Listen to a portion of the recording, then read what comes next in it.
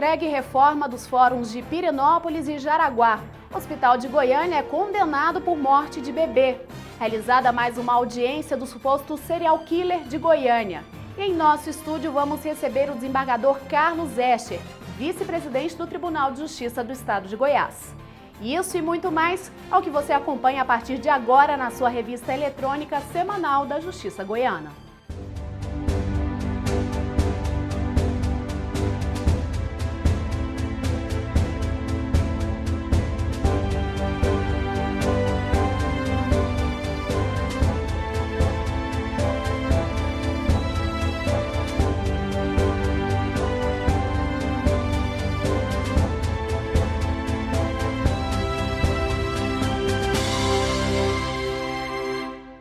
O Tribunal de Justiça entrega a reforma do prédio Joaquim José de Sá. O prédio pertence à comarca de Pirenópolis. Confira. Esta foi a primeira obra entregue por Ney Teles de Paula como sendo governador em exercício do estado. Ao todo, quase R$800 mil foram investidos na reforma, que durou cerca de 150 dias para ser executada. A comarca de Pirenópolis, com toda a tradição, uma das mais antigas do estado, tem um fórum que é um prédio muito nobre, de tradição, tudo isso aí eu já conhecia.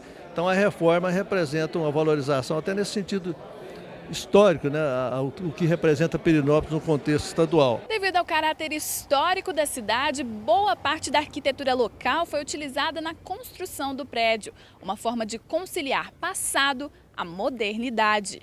Além da revisão das instalações elétricas e hidráulicas, da cobertura do estacionamento, da aplicação de um gerador e da ampliação do sistema de segurança, houve a instalação de um elevador para melhoria da acessibilidade. Tudo isso mantendo os traços coloniais característicos das construções de Pirenópolis. Pirenópolis é uma situação peculiar, o edifício tem uma característica especial que se adequa ao passado, à história. E trazer esse edifício para a modernidade, para superar questões como a própria acessibilidade foi um grande desafio. Com essa nova cápsula também, os vãos de acesso, os corredores, o próprio estacionamento na parte inferior do prédio. E agora, já concluída a reforma, a sociedade vai poder usufruir de uma obra adaptada às suas características. Com um projeto paisagístico e arquitetônico que estivesse de acordo com o contexto da cidade, a obra respeita ainda as exigências do Instituto de Patrimônio Histórico e Artístico Nacional. O Fórum de Pirenópolis é mais um dos prédios tombados no estado pelo IPHAN. A construção foi inaugurada em 2001. É uma comarca que tem um volume de processo grande. É uma cidade que, apesar de pequena, o volume de problemas é muito grande. Só para se ter uma ideia, nós estamos hoje, atualmente, com 108 presos em regime fechado numa cidade pequena de pouco mais de 10 mil habitantes, que é os residentes aqui da cidade, não do município, mas da cidade. Então nós temos todo esse problema. Isso vai realmente nos trazer uma tranquilidade maior para o nosso trabalho do dia a dia.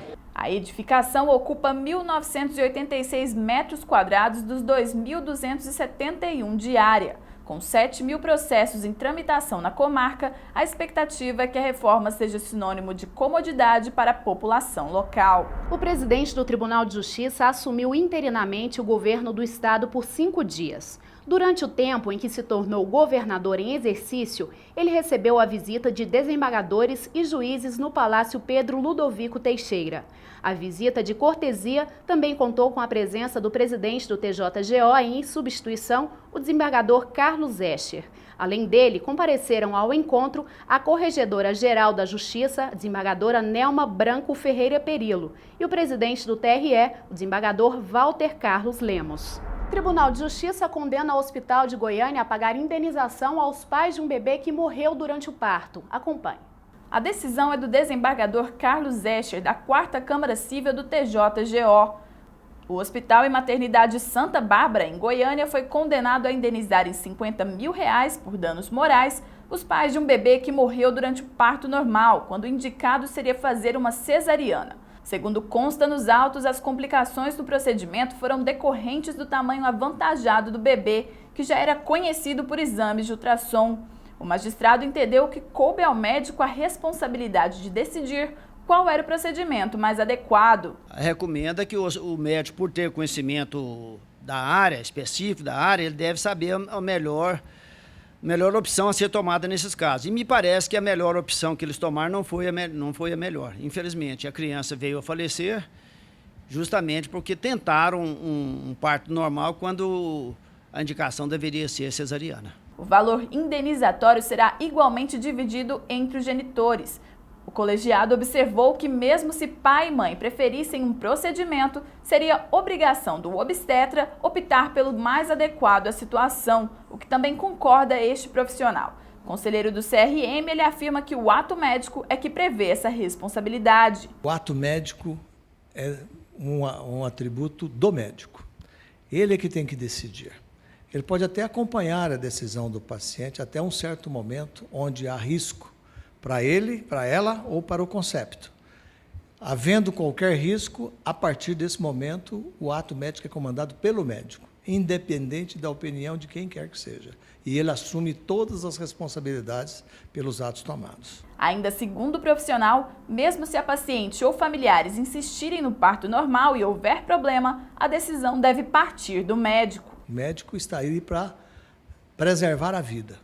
E naquele momento, se a vida está em risco do feto ou da mãe, ele decide independente de qualquer opinião de família ou do próprio paciente. E no próximo bloco vamos receber o desembargador Carlos Escher no quadro Justiça em Foco. Voltamos já.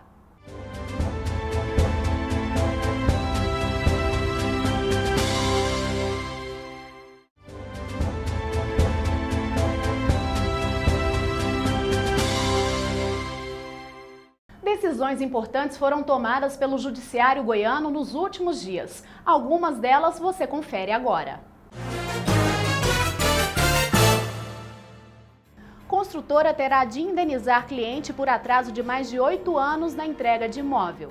A EBEG Engenharia foi condenada a indenizar em R$ 8.000 por danos morais a Flávia Passaglia Loyola, além de restituir o pagamento de aluguéis que ela deixou de lucrar por causa de atraso na entrega de um apartamento.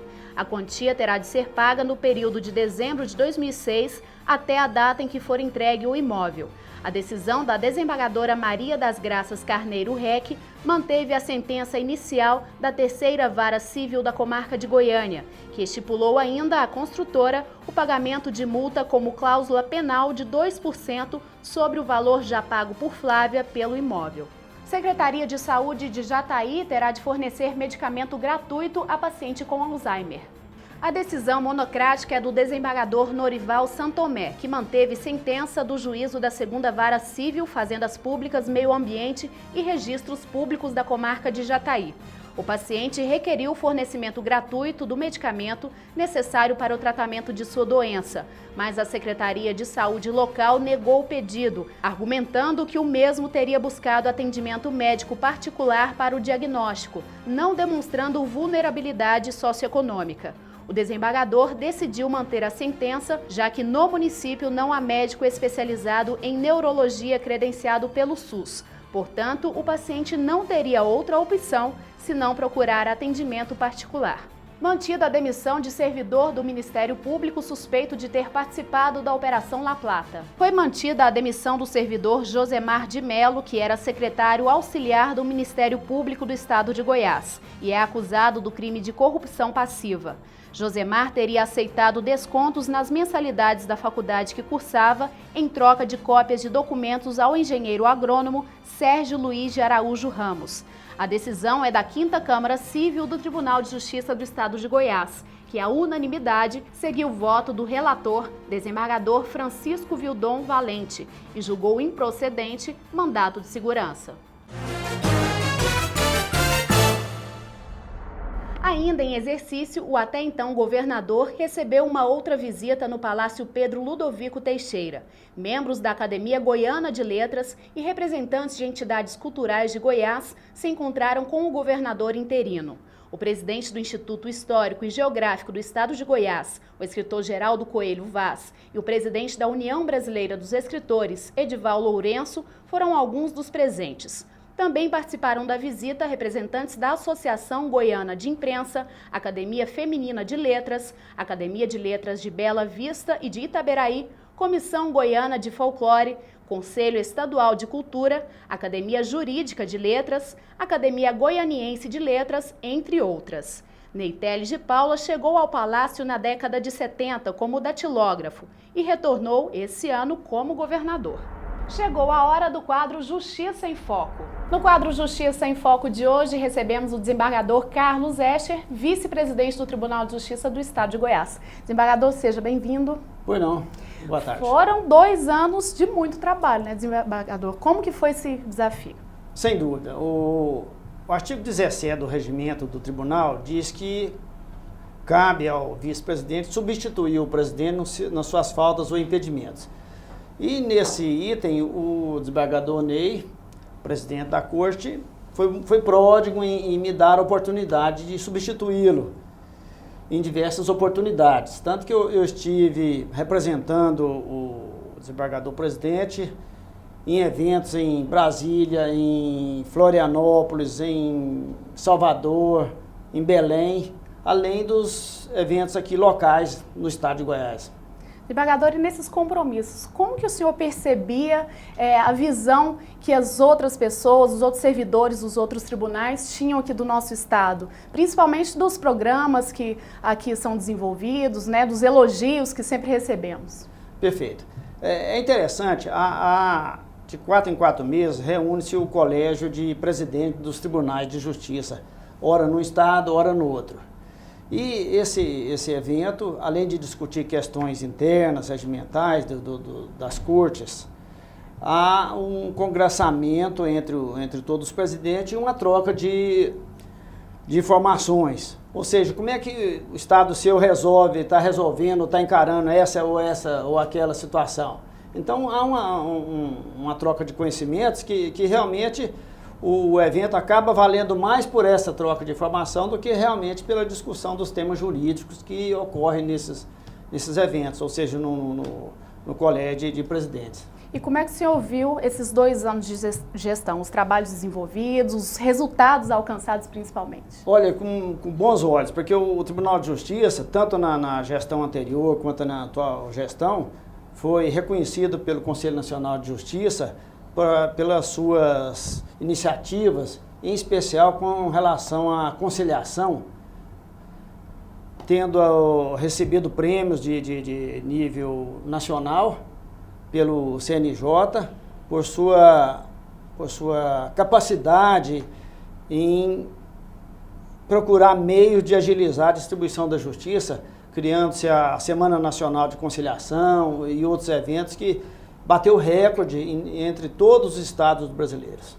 Certo. E para finalizar, queria que o senhor falasse como foi trabalhar ao lado do desembargador Ney Teles, sendo o braço direito dele aqui no tribunal. Realmente o desembargador Ney, ele é uma figura ímpar. Ele, por ser poeta, por ser ligado às artes, a escritas, ele é uma pessoa muito leve, ele muito sensível e nesse particular, eu não tive a melhor dificuldade de relacionamento com ele e procurei fazer minha parte, substituindo em todas as oportunidades que ele não pôde comparecer.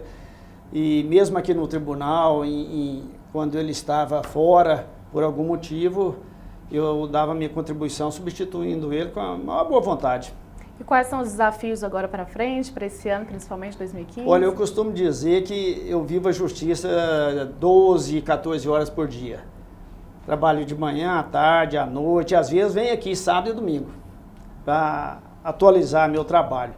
E acho que vai dar uma sequência nesse trabalho, porque enquanto eu tiver alegria e satisfação de estar tentando fazer justiça, eu vou continuar meu trabalho e o objetivo é fazer o que eu venho fazendo há 36 anos atrás. Tá certo, desembargador, a gente agradece a sua participação aqui no programa, parabéns pelo trabalho e boa sorte aí para frente. Eu agradeço a oportunidade de dizer do trabalho na gestão do desembargador Ney e da minha possibilidade, da minha honra de ter substituído o presidente em várias oportunidades, tanto no estado quanto fora do estado. Muito obrigado. Tá ok, obrigada. Esse foi o Justiça em Foco de hoje com o desembargador Carlos Escher. Até o próximo. Confira agora a agenda do Judiciário Goiano para os próximos dias.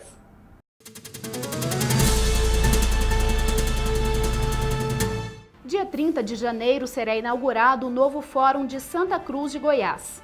Dia 1º de fevereiro será realizada a sessão solene de posse do novo presidente do Tribunal de Justiça do Estado de Goiás, desembargador Leobino Valente Chaves, do vice-presidente do TJGO, desembargador João Valdec Félix de Souza, e do corregedor-geral da Justiça, desembargador Gilberto Marques Filho. O evento será às 11 horas no plenário do TJGO.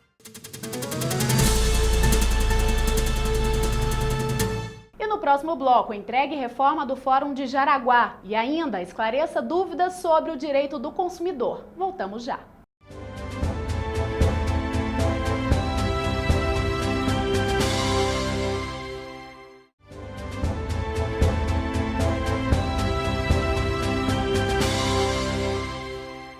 Confira agora quem são os juízes e desembargadores do Tribunal de Justiça do Estado de Goiás que comemoram o aniversário nos próximos dias.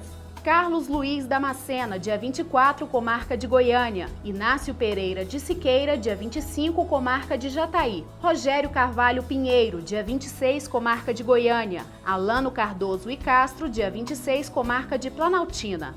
Patrícia Machado Carrijo, dia 27, comarca de Cidade Ocidental. Roberto Neiva Borges, dia 27, comarca de Itumbiara. Carlos José Limonge Esterce, dia 28, comarca de Anápolis. Fernando Ribeiro de Oliveira, também dia 28, comarca de Trindade. Carlos Hipólito Escher, dia 30, desembargador. Joire Cunha Sobrinho, também dia 30, comarca de Novo Gama. Liliana Bittencourt, dia 30, comarca de Goiânia.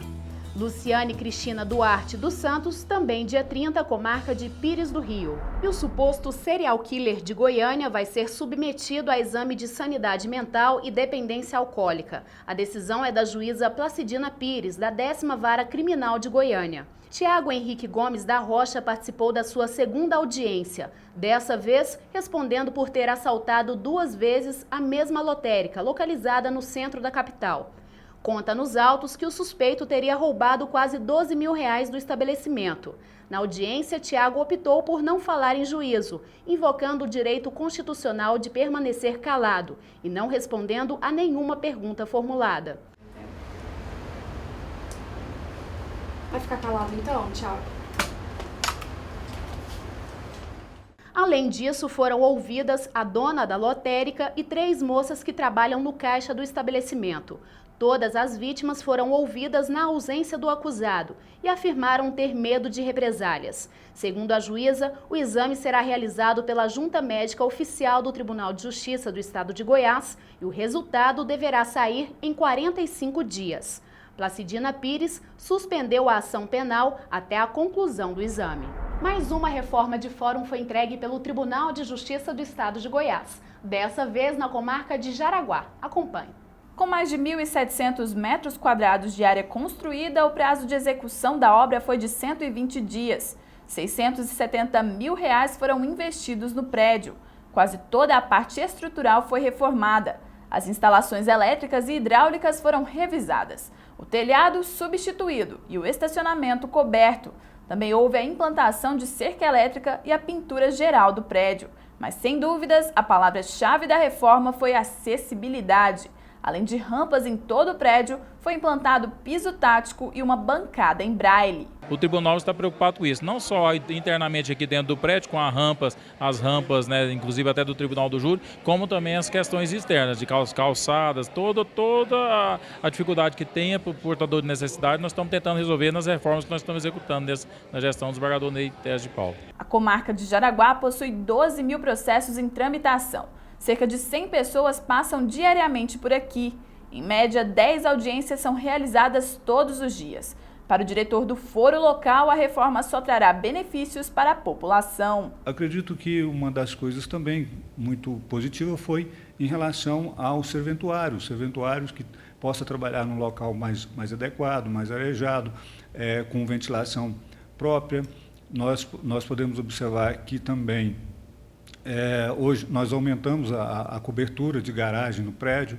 Então, de uma certa forma, nós buscamos isso para atender melhor a coletividade. A reforma foi entregue pelo governador em exercício, Ney Teles de Paula. Na ocasião, o presidente em exercício do Tribunal de Justiça, o desembargador Carlos Escher, também esteve presente. Em 2 anos, o TJGO entregou 52 reformas e inaugurou 7 construções. De acordo com o magistrado, o balanço positivo mostra que a intenção do judiciário é promover melhorias para o jurisdicionado. É importante, primeiro, para o Tribunal de Justiça estar cumprindo o seu papel, ou seja, dar condições dignas para que os juízes e serventuários possam trabalhar com mais condições de trabalho e dar ao jurisdicionado aquilo que ele vem buscar, ou seja, procurar fazer justiça de uma maneira melhor, porque estando em melhores condições de trabalho, logicamente se produzirá mais e melhor. Contratos imobiliários são sempre assuntos delicados de se tratar. Para saber quais são os seus direitos, respondemos agora algumas questões sobre o tema. Está no ar o quadro Fique Atento.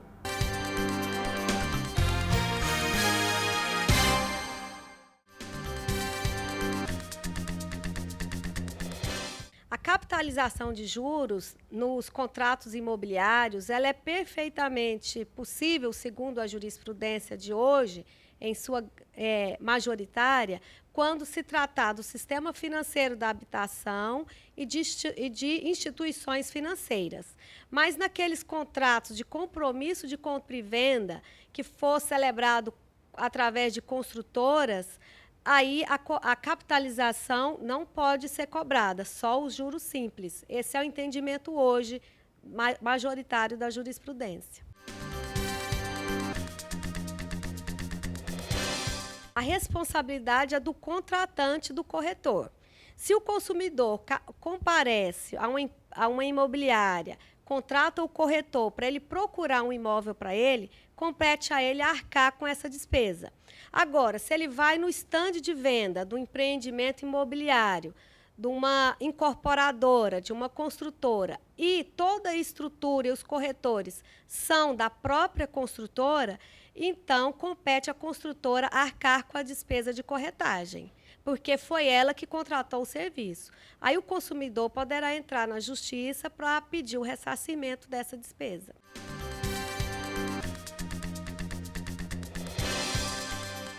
$180 dias já é um prazo razoável para que a construtora não seja prejudicada em função do serviço de terceiros que não cumpriram para com ela as metas de entrega do serviço. Então, como a construtora depende de muitos prestadores de serviço terceirizados e imprevistos acontecem, então esse prazo é o razoável para a conclusão normalmente da obra, somando todos os imprevistos.